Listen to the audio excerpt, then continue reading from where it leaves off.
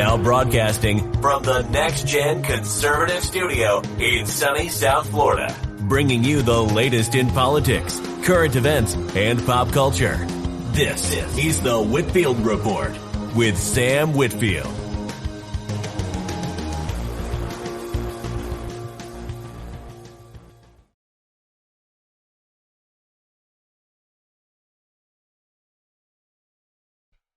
Well, good evening, everyone. Happy New Year. Welcome to the Whitfield Report, first episode of 2022. I am your host, Sam Whitfield, broadcasting here live, and I am solo tonight, it seems like. Couldn't get a hold of Apex Gamma. I think, ladies and gentlemen, I hate to say it, I think Apex Gamma might have died last night, like in a fiery car wreck. I heard he was out partying with his girlfriend last night, and for those of you who don't know, Apex Gamma loves what is commonly referred to as Roadhead. Roadhead. And I guess from what I understand, his girlfriend was giving him Roadhead last night as he was driving, and from what I'm told, he lost control of the wheel and died in a oh shit, I'm not gonna be able to finish this bit at all. They both died in a fiery car accident, but hey, at least he got a happy ending. So RIP to Apex Gamma, but at least he had a happy New Year, no matter how brief it was. It was still at least a happy New Year and a happy ending for him. He will be missed, and condolences to him. We're gonna miss you, Apex. We really are. Yeah, in all seriousness though, I don't know where the game is. I hope I really hope that that isn't the case. I think I might have told this story, but back when I was in high school, there was this kid who was a little bit autistic, and when I mean autistic, I don't mean like internet autistic the way we think of it. I mean like this kid was legitimately autistic, and he was a nice kid for all intents and purposes, but he was just a little obsessive with Kobe Bryant and the LA Lakers for whatever reason, to the point where I would be in the midst of me and my friends would be in the midst of like a conversation just about whatever, and this kid would just burst into the conversation out of nowhere, like the Kool-Aid Man, and just start talking about Kobe Bryant and how awesome Kobe was, and how the Lakers were awesome and every other NBA team sucked. He was trying to shit talk us, but he wasn't really good at it for whatever reason. So it just kind of became annoying. So we decided to prank him sophomore year, and so we one of us had one of those. There used to be an app on the App Store where you could generate fake news headlines. You could enter in the name of a person, and it would generate a headline so and so died in like a tornado or something, right? So we decided to prank this kid, and for shits and giggles, we typed in Kobe Bryant. Now, keep in mind, this was back in like 2011. For reference, this was like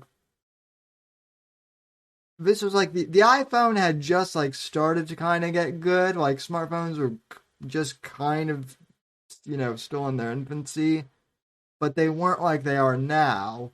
Uh, so we typed Kobe's name into this like fake, news headline app generator, and the headline that came up, I shit you not, was Kobe Bryant dies in helicopter crash. And we showed this to the kid, and he flipped out. I mean, he was legitimately crying, and just in tears. He was just, you know, like this kid was legit in tears, and we eventually told him like, hey, buddy, we were just pranking you for all the times you were kind of pranking us. And like at first he was like, well, that's not funny, and then he came around, and everything was pretty good. So you can imagine that I was a little, I was a little shocked, like back in 2020 when Kobe Bryant actually did die in a helicopter crash. My first reaction was when I heard that Kobe Bryant died wasn't that, oh my god, Kobe Bryant died. It was more like, holy shit, my prediction came true. Yeah, yeah, exactly. Like Lacey Marie says. Yeah, my reaction was whoops. So, like I said, you know, that was kind of like I can't believe that happened. So, I joke about Apex dying in a fiery car accident with his, you know, with his gamma penis in his girlfriend's mouth. Getting a happy ending by a roadhead. But I hope to God that's not actually the case. I hope he's doing okay because, if he actually did die in a car accident and I predicted it, then that would just be sad. So anyway, shout out to Lacey Marie and E Scorpio, the Gammon Chief, for both being here tonight. And like I said, Happy New Year to the Savages. I'm hoping that 2022 is a better year than 2020 and 2021. The last few years, just kind of, for the world, have kind of been shite, more or less.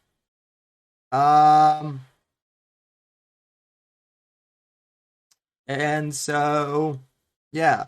Well, I mean, we've already lost Apex, so that is a shitty kind of beginning to the year. Um, yes, R.I.P. to Apex, gone too soon. Yes, Steely, you're right. But the show must go on as Apex would want the show to go on. And let me just make sure that my notifications are. Yep. Should Apex decide to uh come back from the dead, he can he has a way to reach through my notifications being muted to get a hold of me from beyond the grave. Um, but anyway, the show must go on, and even though Apex is gone, um, he would want us to carry on investigating all, things internet craziness.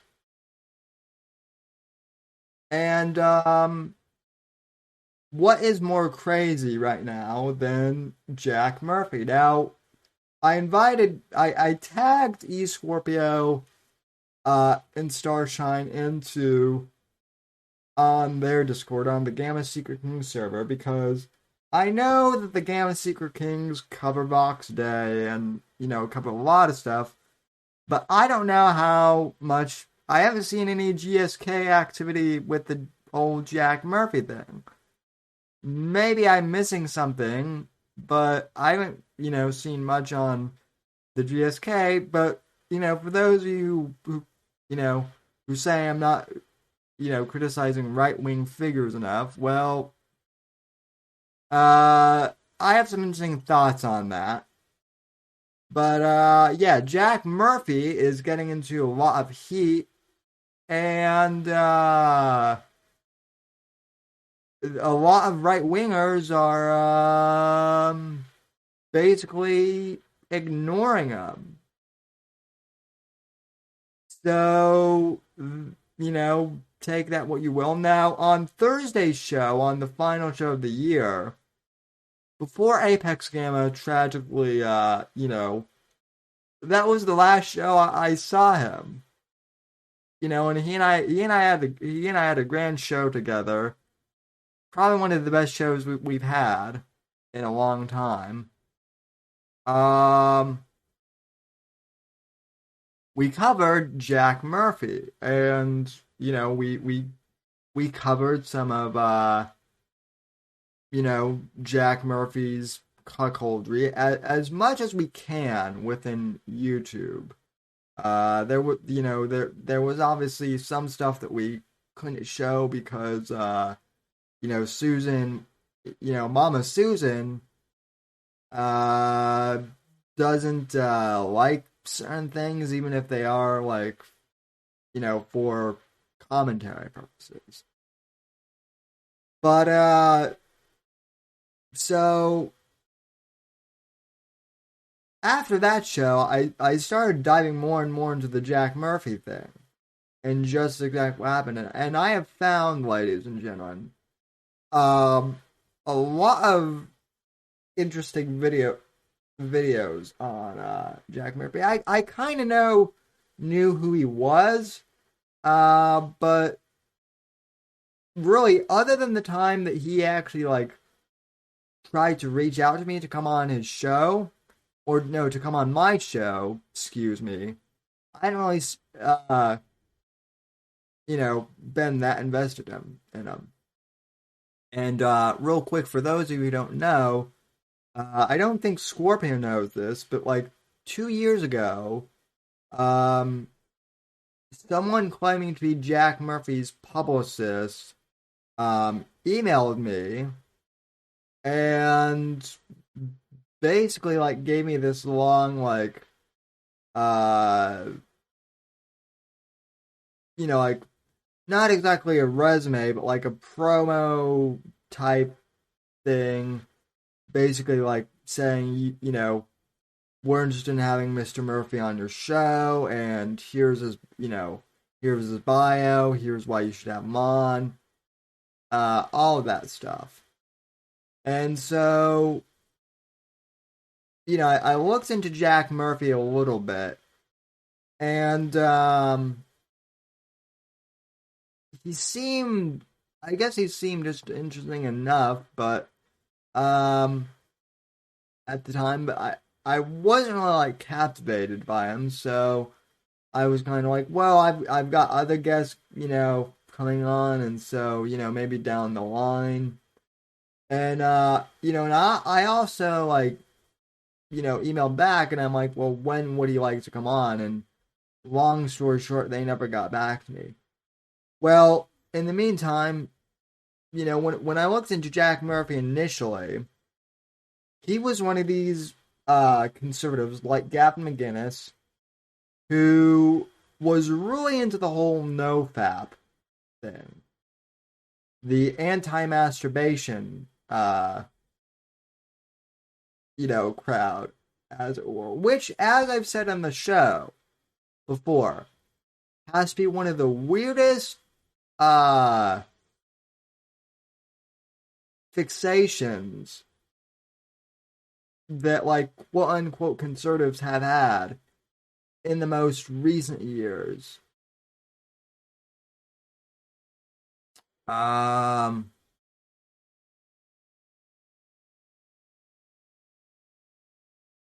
and I just think that the fact, I mean, the right wing seems a little obsessed about it, to be honest, or some of them do, just like Jack Murphy does, for instance. So yeah. Um. So anyway, with all this, like, and Jack Murphy was like one of these, like, no fap, no masturbation. You need to get married when you're 20. Uh, and start a family like by the age of 24, and get a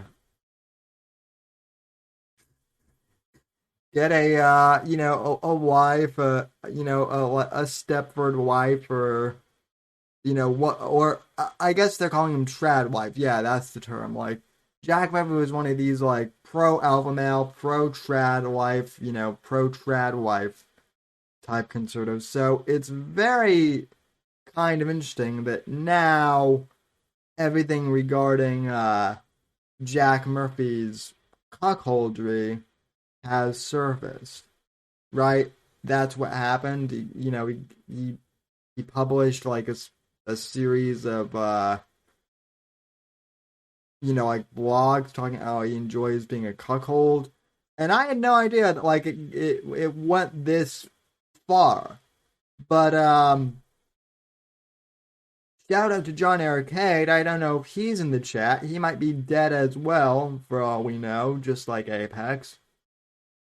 And but I've been going over Johnny Arcade's channel on Jack Murphy, and there is some interesting stuff about Mr. Murphy that I want to play for the audience, because I think it's very kind of informative of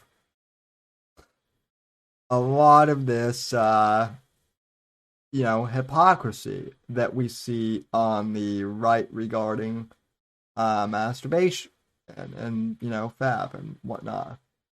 Yeah, homo flexible, as he calls himself, as Steely points out in the chat. So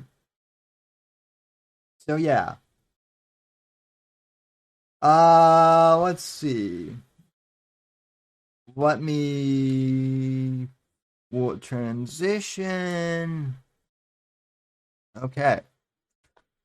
So let me set this up. Let me make sure I've got the right window here.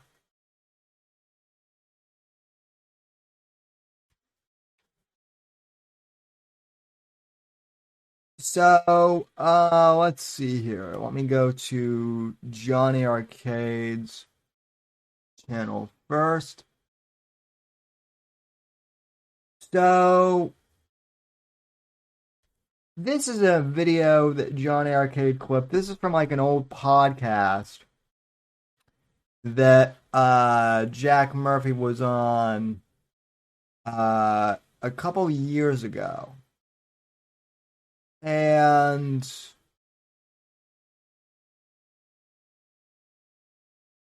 basically he was talking like how he and his wife weren't satisfied, and he got into cuckoldry as, like, a way in order to save his in order to save his marriage. So and And don't worry, Scorpio. I'm not going to play videos of the actual cuckoldry itself. A, because I'm not into that. B, sadly, all you're going to see are basically like podcast clips and whatnot, where Jack talked about some of this stuff, but even so. Um, so anyway, so this is a podcast that Jack was on a few years ago, where he talks about, you know, how he likes to both be cuckolded and how he likes to abuse women. I woke up one day and realized that I wasn't getting it. Oh yeah, and I also want to point out that so he's on this show called Upfront and Straightforward with Alan Roger Curry. Now I want to point out that this show was on Blog Talk Radio, and to be completely fair, I had a show on Blog Talk Radio, the Whitfield Analysis, back when I was not in high school. Blog Talk Radio is kind of a shit platform, because basically you would need to call in with your cell phone in order to both host and call in to a show. And so the audio quality is basically like, is basically cell phone, like phone call quality. It's okay, but it's not great. It's like listening to a conference call line, because essentially that's what you're doing. And my show, if I may say so, was one of the more normal shows on Blog Talk Radio. There were all sorts of weird, like extraterrestrial type shows and dating advice shows like this one. So I don't know when this podcast was a thing, but it was. And so this is one of the weirdest exchanges in podcasting / internet radio that I've heard. One of them, at least. That's what I wanted. I had no control in my home. I wasn't the leader of my house. I wasn't in charge. And, none of the decisions that were getting made, none of the things that were going on were for me. And I wasn't happy. And we're talking about like a sexless marriage, right? Like no sex, like barely even birthdays and anniversaries. Wow. Yeah, terrible. And it was killing me. And it was killing me. And we even went to therapy to talk about it. And the woman, and I was willing to do whatever I could, right? Because we had kids, but, I also had in my mind that it was, maybe I'm doing something wrong. I got to go fix this. And so I go in, I'm talking to the therapist, and the therapist she's a woman, old woman, she can't understand how sex for a man can be more than just a need to ejaculate or a need to have orgasm. And, for me and for, I think, a lot of guys out there too, that, sex is as important as eating or sleeping or breathing or whatever. And it goes well beyond just the act of an orgasm or ejaculation. It's about intimacy and connection and feeling like you're a part of something with another human being. Being in a sexless marriage, my sexuality continued to evolve, and through reading, through books, through masturbation and fantasy and whatever, I began to understand that the foundation of my sexuality lied in a sort of dominant mind frame. And the fact that I was feeling miserable in every component of my marriage, from how we handled communication and decision making all the way into the bedroom and everything else, it was clear to me that I was not operating in that mindset. And it took me some time to even understand what that really was. And then as it evolved, I began to really understand that I wasn't getting it at home, and that there was certainly some change that needs to happen. There was one event that I can really look back to where I understood that it was never going to work. This is the middle of a sexless marriage, and I do what I think I'm supposed to do, right? I get this beautiful suite downtown. I'm on the East Coast in a big major city. I get a beautiful suite downtown, and we go have dinner at a beautiful restaurant. We go upstairs. I'm talking like an apartment suite, right? Just gorgeous. The presidential suite, basically. All the things you're supposed to do, right? Champagne, chocolate, the whole thing. And it's time to have sex. And I just like try to gently guide her down to her knees to perform oral sex. And she couldn't do it. She just could not get on her knees to perform oral sex with me. And it was right then where I realized, like, she and I were just completely incompatible, and we had grown apart, or we were never together in the first place, and it just wasn't going to work. And it was basically from there on, it was like, how is this going to wrap up? Yeah, it's funny because one thing I tell guys quite often on this show and when I do one-on-one dating coaching sessions, I always talk about number one, there's a difference between a woman liking you and even loving you and respecting you.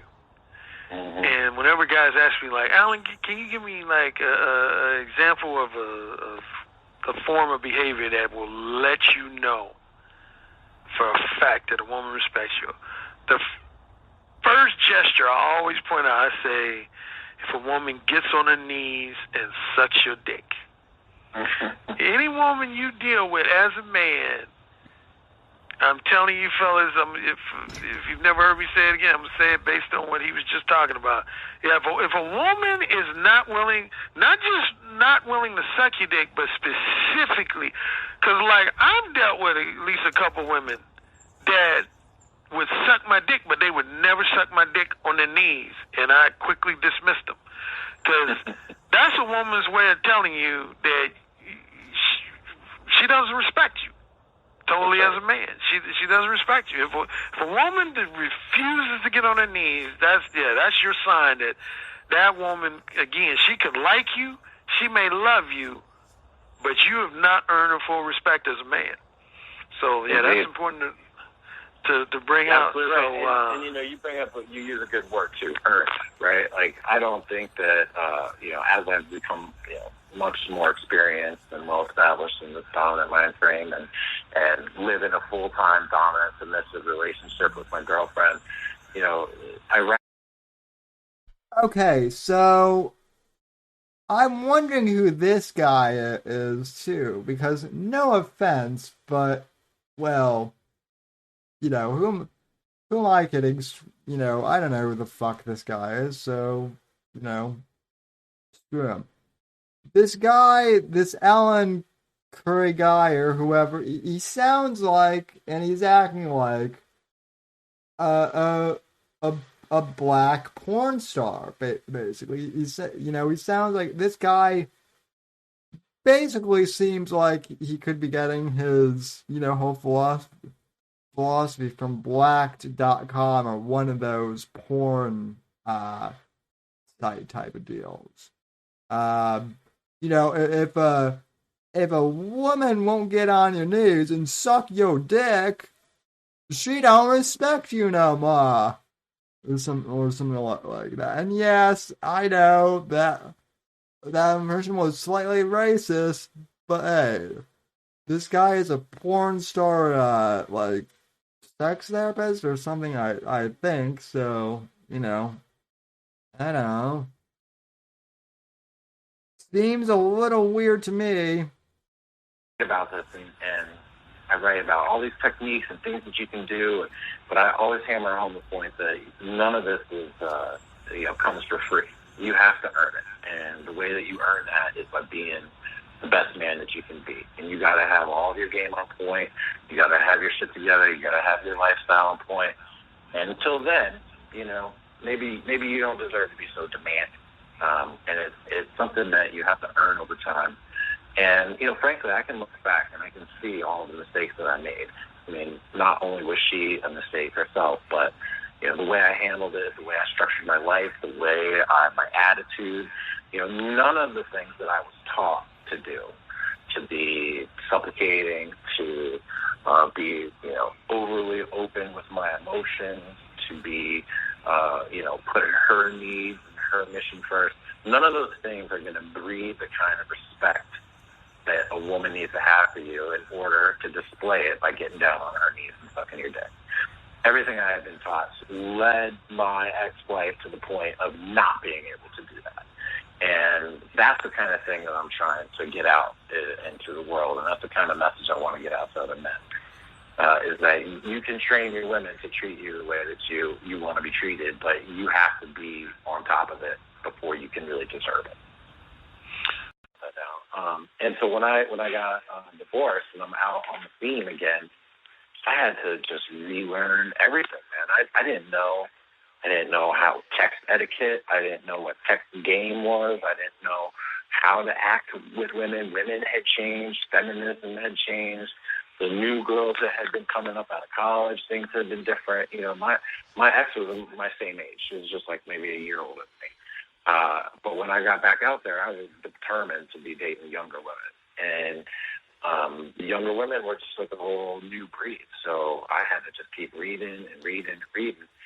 And, I'm not sure which avenue of transformation you want to talk about here, from sort of being a sort of blue pill beta in my relationship to being, red pill alpha, or we want to start talking about the hardcore BDSM side. But it all really... Yep, so you heard that right here. You heard that, folks. For those of you who missed it, BDSM is a red pill alpha shit now, according to Jack Murphy. BDSM is a red pill, according to Jack Murphy. But yet, God forbid, some 20-something-year-old, gets an erection from looking at an attractive lady. That's a no-no.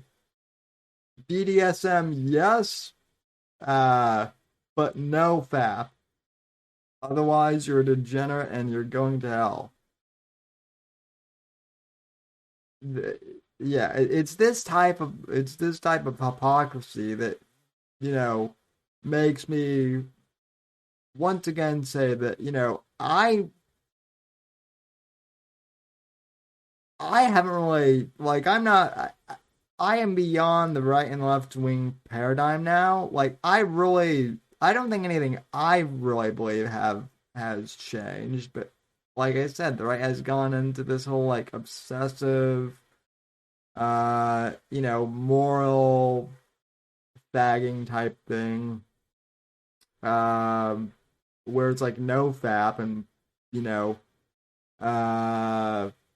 whatnot, but then a lot of these guys are into degeneracy themselves, so I don't know.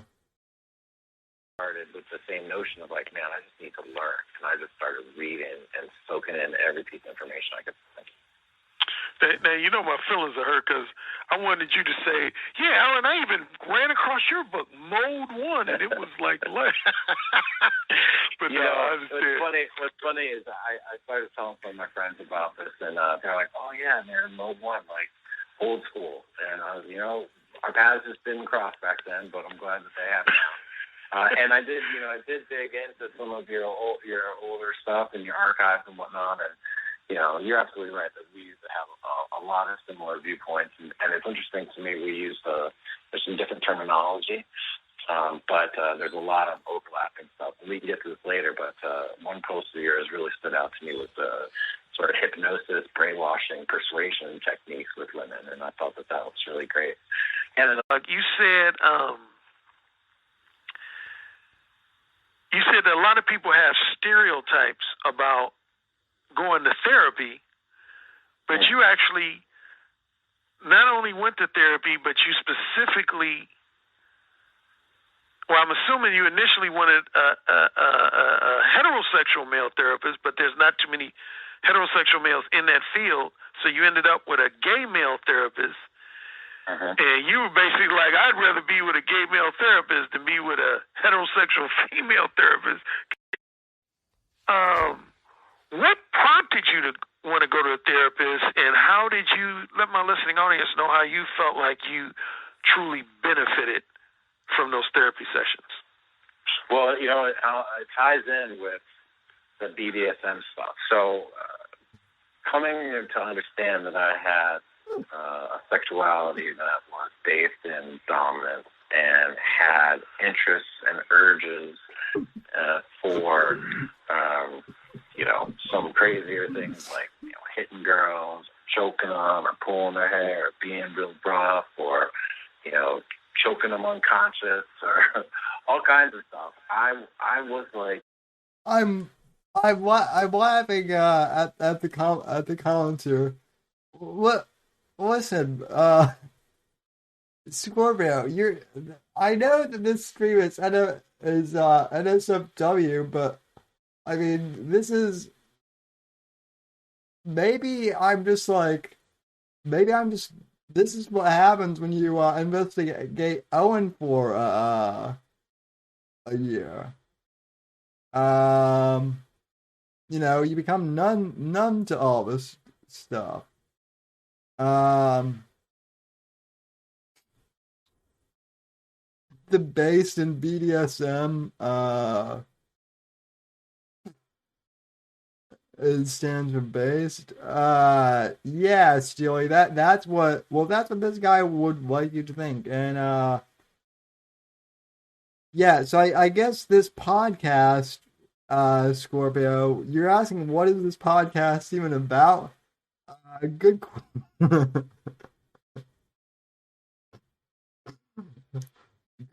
good question. You mean what is my podcast about, or this guy's podcast? Because honestly, Johnny Arcade just clipped this, but this guy, as near as I can figure out, this guy, this Alan Dean Cure guy, or whatever, he wrote like some self-help book. He was like one of the early like pickup game coaches. Remember when? Well, you might not know what that was. I don't know when you and Starshine became a thing. Hopefully before all of this nonsense, and because this was on Block Talk Radio, I'm going to assume that this was like probably around like 2010 to like 2013. I could be wrong on that, but like that's generally the time span of when Block Talk Radio was a thing. But yeah, as near as I can figure out, this Alan Cure guy was like one of those early pickup artist guys, and a lot of those pickup artist guys. Well, Mike Cernovich is another one of them. They're always like, you need to dominate your women, and that's what it comes down to. So I'm playing this. I'm playing parts of this because, again, Jack Murphy for years now has like labeled himself as like some, right wing, moral family man, Christian, but yet he's into all this, BDSM stuff. He he's chatting with this Alan Cure guy who may or may not be like a former black porn star. I don't know. That's just a guess, but he kind of has like, I don't know, he kind of gives me those vibes for whatever reason. And now he's talking like how he has a gay, I went into like a gay sex therapist too. While simultaneously going to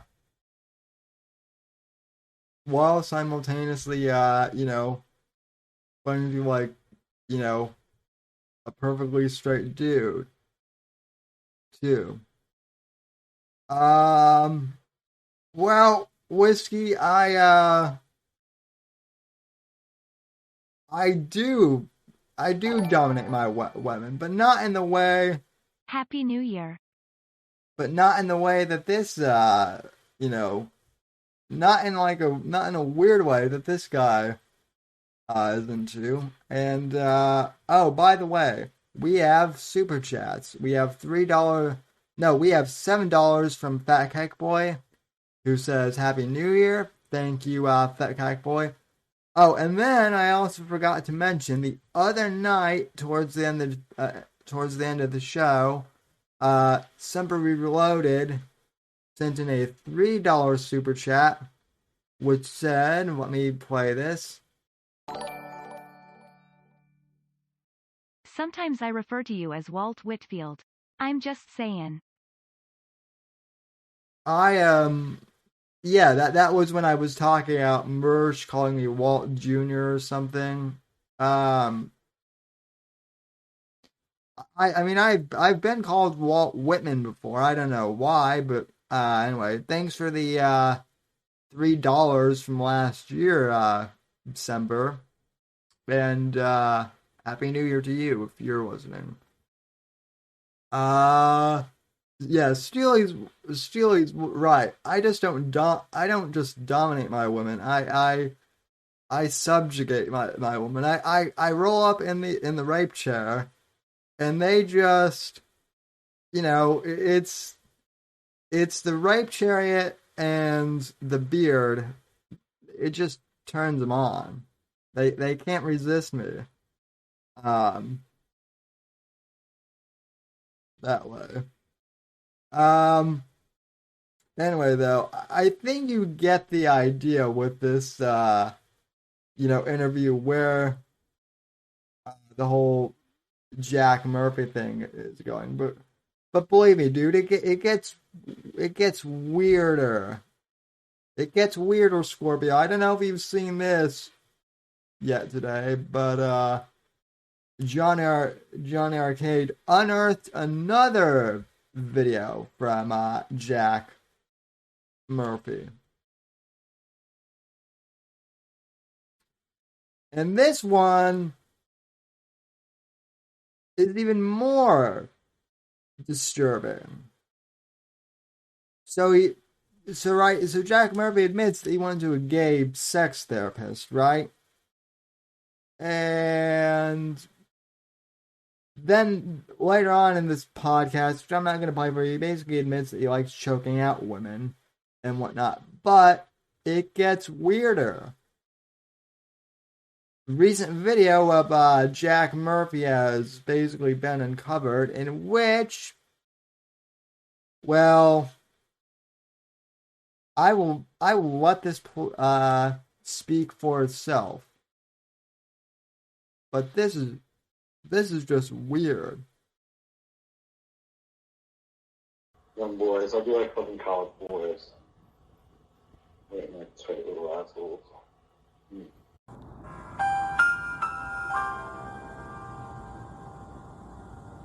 Okay, now, this is really, shitty, like, 2000s, like, potato, quality footage. It's bad, but basically, he said that he likes young college boys, too, and he likes their tight, assholes, basically. So this guy, this Jack Murphy guy, right? He's promoting the no-fap culture, but he's into choking women out and also apparently, anal sex with young college boys too. And yeah. So, as if that's not weird enough,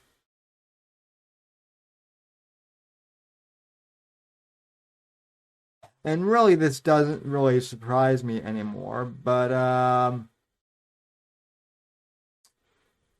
he is also friends with Mike Cernovich, Danger and Play, Gorilla Mindset, Chat, Alpha Male, Have a Family, all that stuff. You're a family man now, Mike. When I met you was before Shauna. When you met me, I certainly was like on the tail end of my divorce. This is like 10, 12 years ago. By the way, why does Mike Cernovich have like gray hair now? Mike Cernovich has gone all gray. Now, see, Mersh, there's a clip of me lisping, but it's on purpose. I don't have a lisp, but Cernovich definitely does. So yeah, Chad Alpha Male, Mike Cernovich, and Chad Alpha Male, Jack Murphy. They've been perpetuating this whole like Chad Alpha Male culture for a long time now, and really, there's nothing Chad or Alpha about it. It's just a way for them to make money and grift and make more money. So now I guess Tim Pool is getting into hot water in regards to all this, because he's had Jack Murphy on, and I guess Tim Pool refuses to talk about a lot of this stuff. This isn't the video I was looking on. Now, I haven't seen any of the Tim Pool videos on it themselves, but this comes from Jeremy from Geeks and Gamers, D-Day Cobra, who I know some of you think that he's a grifter as well, but he did a video on like the Tim Pool Jack Murphy connection that I thought was interesting. So I'm gonna take a look at this. So oh boy, Mr. Beanie could be getting in trouble here soon as well, Mr. Fence Rider. What's going on, everybody? It's Jeremy coming to you with another video, and today we're going to talk more about the Jack Murphy situation because it continues. Also, by the way, I'm playing a lot of clips tonight because that's where a lot of this Jack Murphy news is, but also and I don't have a co-host. It's easy for me to do monologues and then play videos and do clip shows like I used to do a lot with the news and whatnot. So, and it gives me a chance to respond to chat somewhat too. Get crazier and crazier and crazier. And just when you think it can't get any crazier, something else happens and it gets crazier. I watched Nick Ricada's live stream last night, and it was pure internet gold. I know Medicare is live right now, so I'm going to be checking that stream out later. Jeremy from The Quartering has obviously done a fantastic job of covering all of this.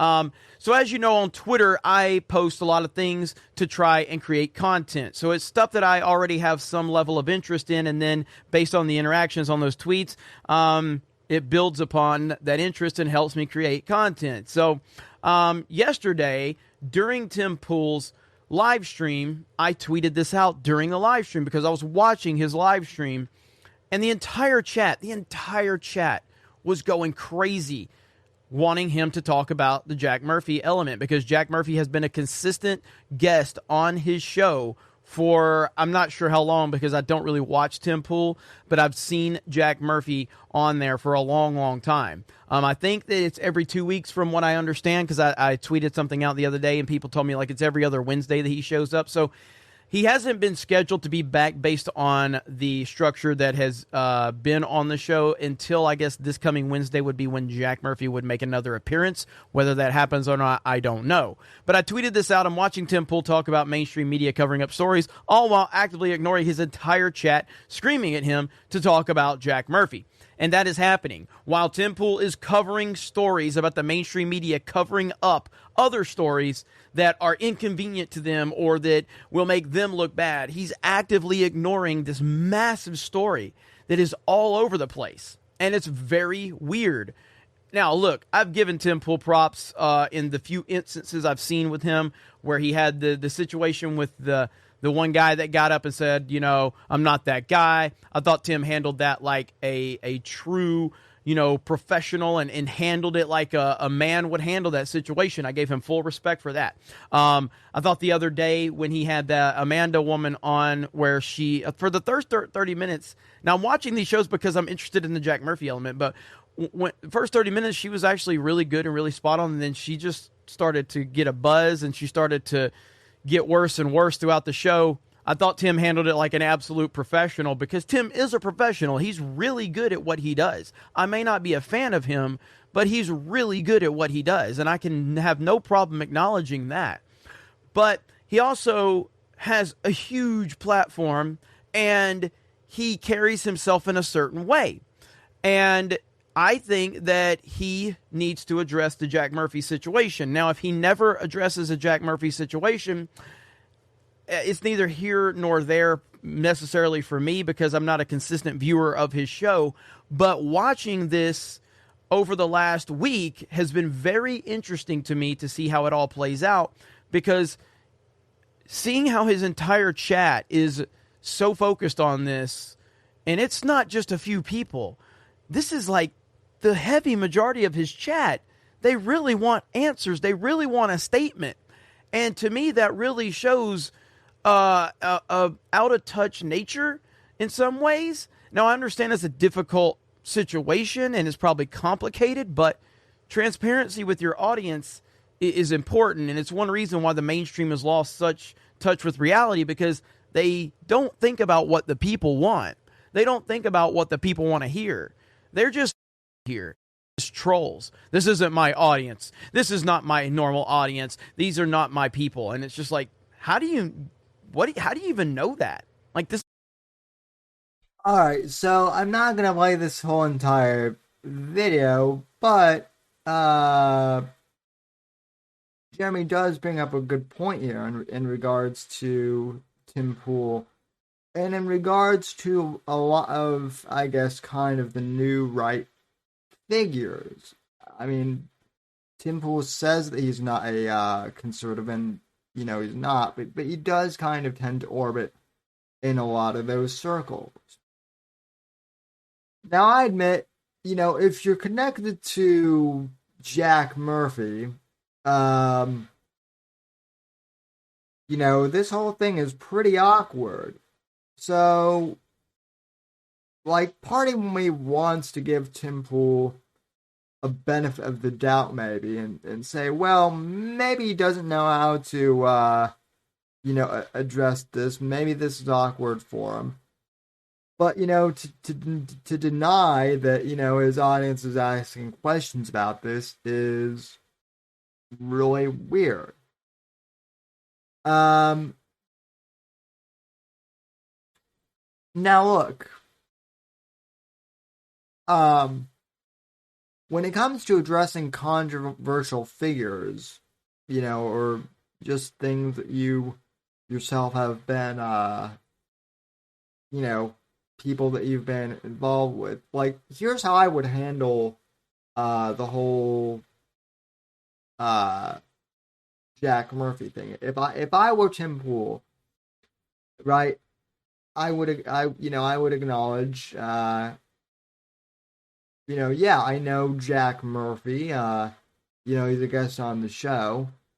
But and this is assuming that Tim Pool doesn't know any of the stuff that Jack Murphy was getting into, right? This is assuming that Tim Pool found out about all of this when the rest of the general public did, right?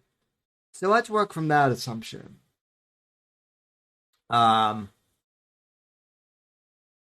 I were Tim Pool, I would say, I didn't know about any of this stuff.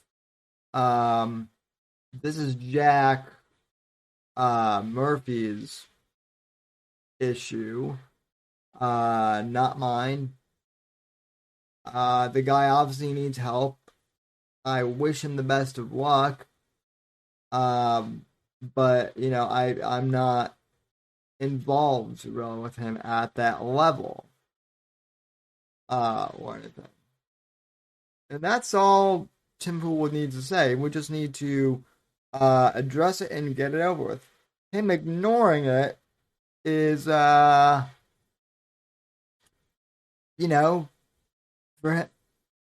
Tim, it's causing him more trouble than not at this point, I would say. And it is looking like he is protecting Jack Murphy, even if he isn't. That is, and I am speaking from a place of experience somewhat, because right before Charlottesville happened, probably about like a year or so before Charlottesville happened, basically in 2017, at the very beginning of 2017, I had James Allsup on the show after he had been hit in the head with a flagpole by Antifa, right? And so my whole thing was I wanted to talk to James Allsup about that, because to me that seemed interesting. How he was attacked by Antifa, and what happened there, right? So I interviewed James Allsup, and we did a podcast together where we basically talked about like podcasting and YouTube, because he was a podcaster and a YouTuber as well. And I was a podcaster, and I am a podcaster, so we had that in common.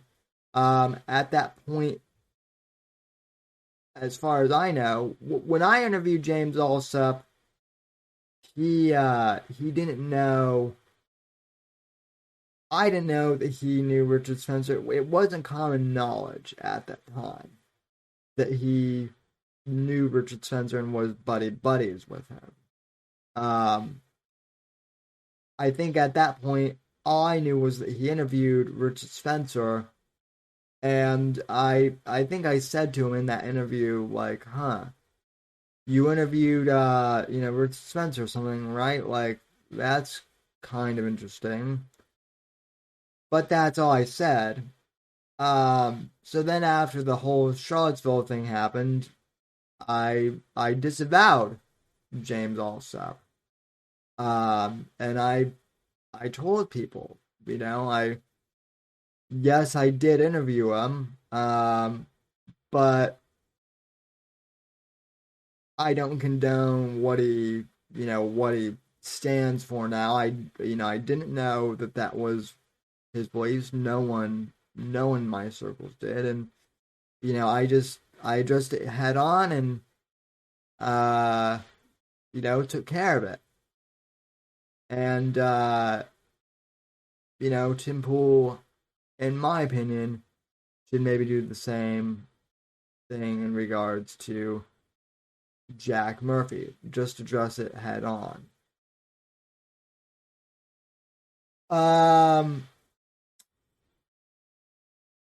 So yeah, this whole Jack Murphy thing, it's pretty interesting because now, right now we have now we have a split even within the, I guess quote unquote conservative, like the new kind of conservative culture war, right?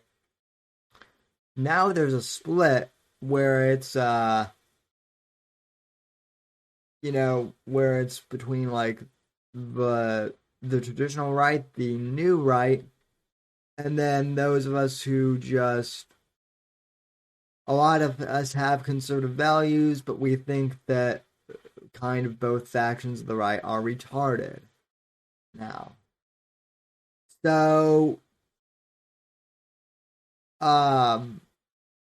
here's kind of my advice. Oh, and one thing I'll get to here later tonight. I'll end the show kind of with this story about Alex Jones because I think it is worth talking about how he split with Trump. But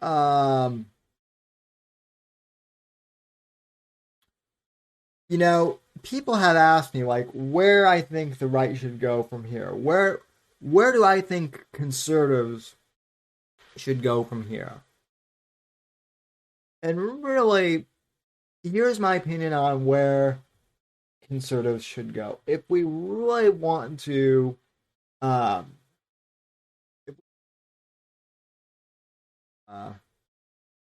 sorry. If we really want to, get back to a good space, where do I think conservatives need to go? Well, I think first and foremost, I think conservatives have a golden opportunity to basically return to being the the true party of liberty. Essentially be libertarians minus the cringiness of the libertarians. And what do I mean by that? Well, I think one of the biggest things in the country right now, people are sick of the mandates right now. And even in a lot of Democrat cities, right, even if you already have the vaccine, I think a lot of people are getting sick and tired of, all these mandates and all these endless boosters. And even if you're for the vaccine, I think it's the bureaucracy of the thing that is starting to annoy people. So I think that's one thing where we need, where we can make a lot of ground saying, hey, even if you're pro, vaccine, but you're anti-mandate, I agree with you. I think the mandates are stupid. Another thing that I really think that where we should focus on, and a lot of this seems pretty basic, but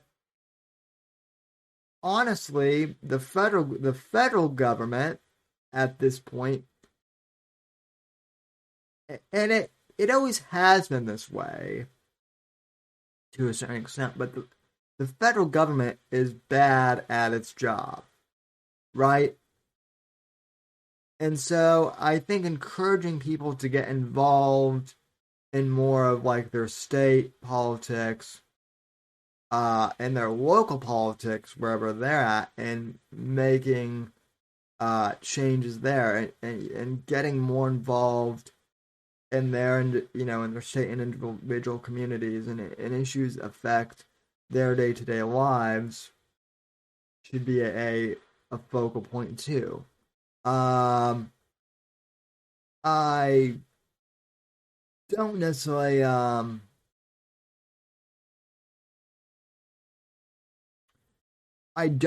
know if that'll fly, but Felix says groups are awful.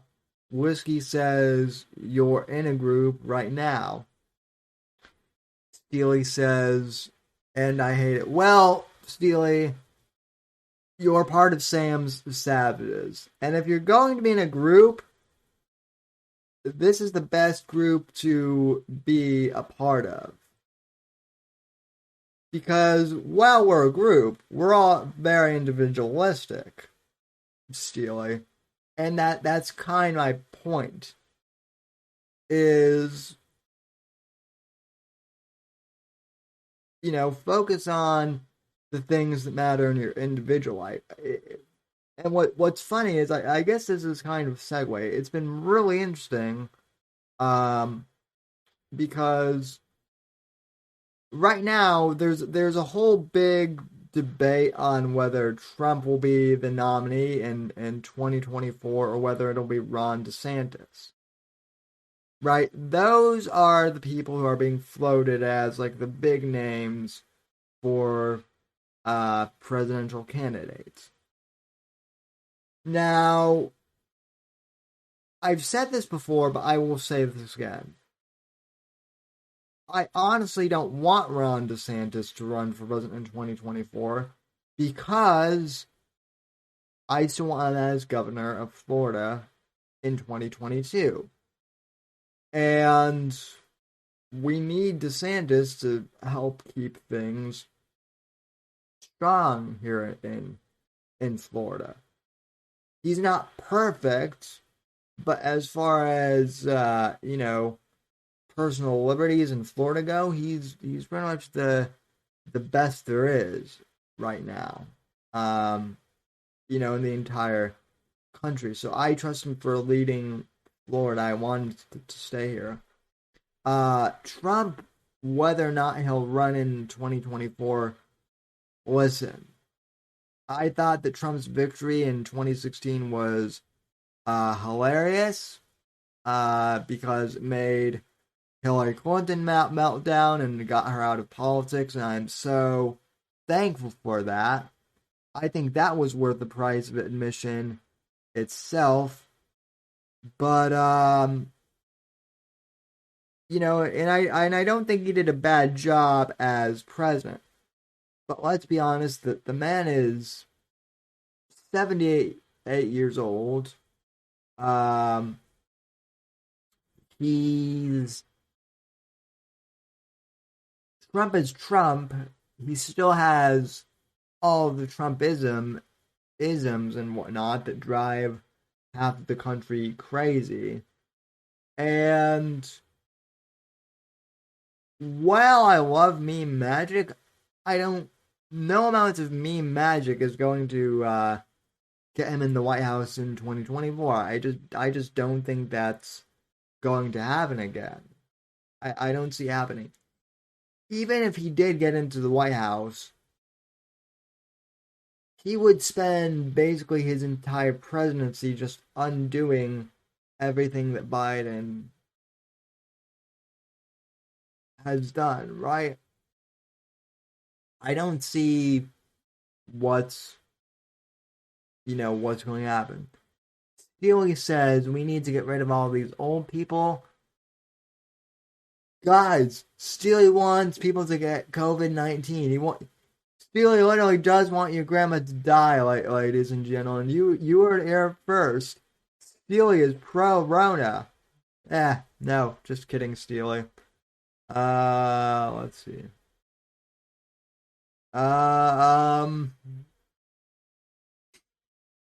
Yeah, and chat is saying stuff that I cannot say for the audio listeners, but it's funny.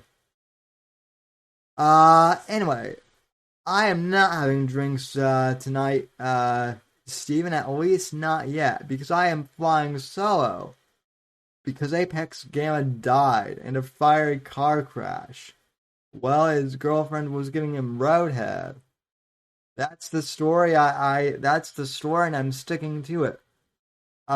Whiskey and I warned Apex that it was dangerous to drive and get a blowjob from his girlfriend. But did he listen to us? No.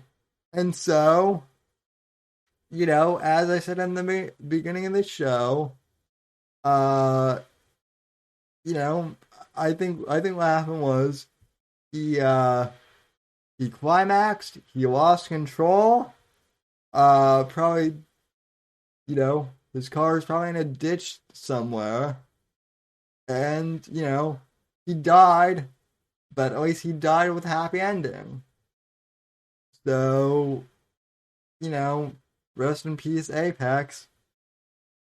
We're gonna miss you. And now I guess I'm gonna have to find a new co-host or something. Maybe it'll be Whiskey. I don't know. I know Whiskey is busy doing whiskey shit most days, and being the crypto god that he is. But anyway, we or who knows, maybe Apex could resurrect himself next week. I don't know. Who knows with that kid? Um but anyway, speaking of Trump though, the big Trump story that everyone has been talking about, Alex Jones has turned on Donald Trump now, apparently. And I have not seen this, but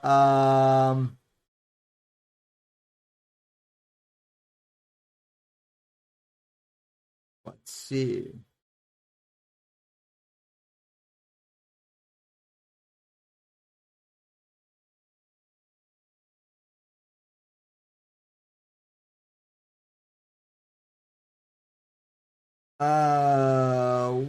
Where was this? And yes, I am on bands dot video.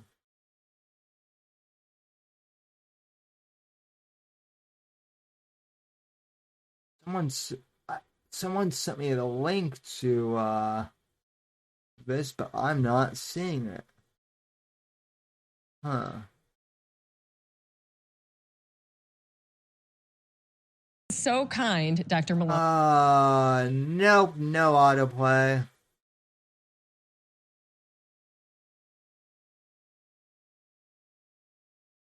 Let's see.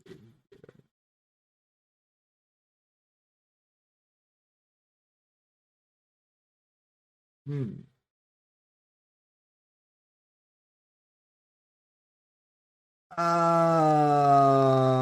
Let's see. Yeah. Not seeing it. Honestly, I thought there would be the video on here. Anyway, I guess Alex Jones has supposedly turned on Trump, or said that he's a fraud or something. Let me Google this.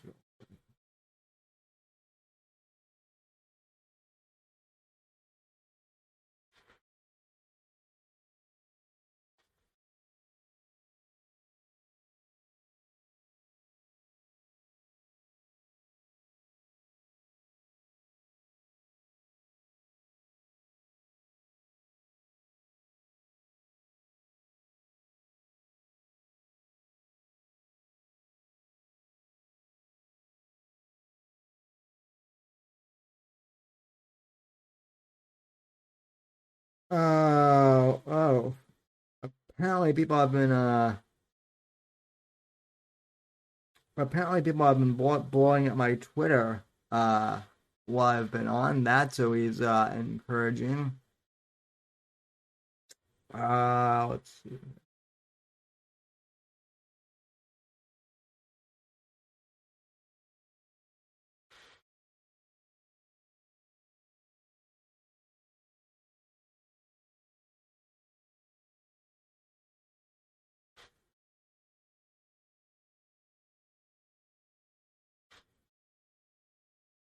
Alex Jones.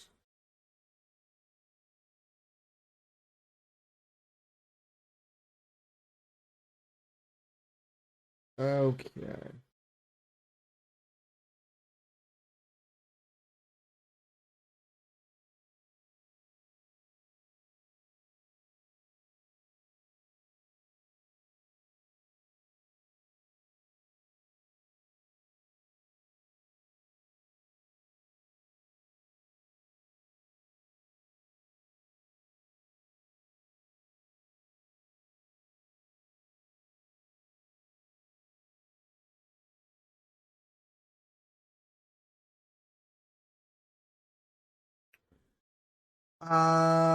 Okay. Apparently, yeah, everything I'm finding is like from CNN and whatnot. So I guess we won't cover the Alex Jones controversy with Trump tonight, unless, let me check the chat. Maybe someone has it, but anyway, yeah, I can't find the stuff. But anyway, yeah, we've been going for an hour and 30 minutes just folks. So yeah. I will try and find the Alex Jones video. Maybe I'll do maybe I'll do like a separate video on it. Maybe I'll do a stream tomorrow. I don't know. But anyway, folks, it's been a great show so far. Great start of the year. And with that, I think that will just about cover everything that we have going on here tonight. So, ladies and gentlemen, I want to thank all of you for tuning into the show. Thanks to Lacey, Steely, Fat Cake Boy for donating, Larry Rapshaw, Whiskey for all tuning in, E Scorpio and Starshine for popping in when they did. And it's been a great show. Like I said, rest in peace, Apex Gamma. He died doing what he loved, and I guess the ghost of Apex may be back. He might not be, in which case we will need a new co-host at some point. I don't know. But anyway, before I sign off, I do want to plug Whiskey's show.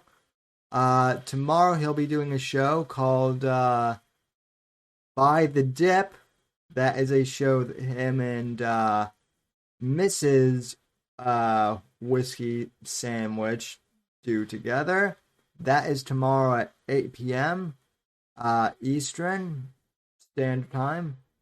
I might be on there as a guest at some point to, share some of my thoughts on crypto and whatnot.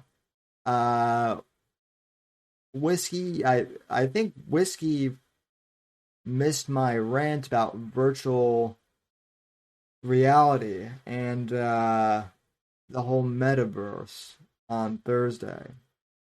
Maybe he did. I don't know. Maybe he was lurking. As he usually is, though. But at any rate, thanks for tuning in. If you're new to the channel, subscribe, thumbs up, everything. And Happy New Year's, ladies and gentlemen. Happy New Year to both of those of you on YouTube and to the podcast listeners as well. Please give the podcast a 5-star rating and review wherever you get your podcasts. And I will see you on the next broadcast. Until then, good night. God bless. God save this great nation. God grant a legacy in that order.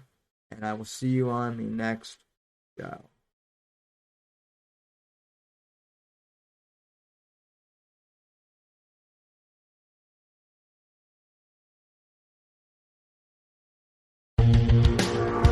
Thanks for listening to The Whitfield Report on the NGC Network.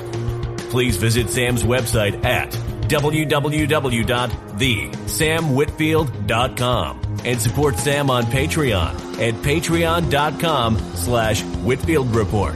Until next time, God bless, God save this great nation, and God, freedom, legacy, in that order.